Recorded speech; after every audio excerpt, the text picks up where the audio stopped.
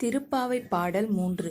ஓங்கி உலகளந்த உத்தமன் பேர் பாடி நாங்கள் நம் பாவைக்கு சாற்றி நீராடினால் தீங்கின்றி நாடெல்லாம் திங்கள் மும்மாரி பெய்து ஓங்கு பெருஞ்செந்நெல் ஊடு கயலு கல பூங்குலவை போதில் பொறிவண்டு கண்படுப்ப தேங்காதே புக்கிருந்து சீர்த்த முளைப்பற்றி வாங்க குடம் நிறைக்கும் வள்ளல் பெரும் பசுக்கள் நீங்காத செல்வம் நிறைந்தேலோர் எம்பாவாய்.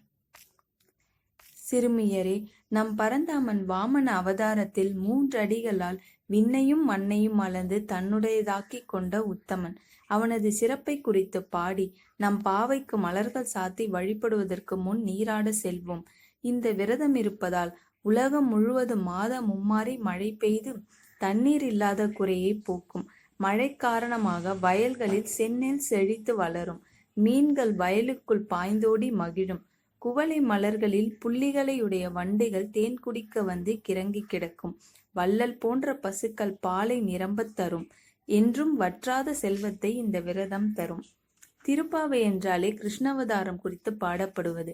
அதிலே முதல் 10, அடுத்த 10, அதற்கடுத்த 10 என்று 3 பிரிவாக்கி அதற்குள் ஒரு பாடலில் வாமன அவதாரத்தை பாடுகிறாள் ஆண்டாள். திருமாலின் பாதம் பட்டால் மோட்சம் நிச்சயம். அதனால் அதை உத்தம அவதாரம் என்றும் போற்றுகிறார்கள். பகவானை வணங்கினால் எல்லா வளமும் சித்திக்கும் என்பது ஆண்டாளின் அனுகிரகமாக உள்ளது. இந்த பாடல் திருக்கோவிலூர் உள்ள உலகளந்த பெருமாளை குறித்து பாடப்பட்டுள்ளது.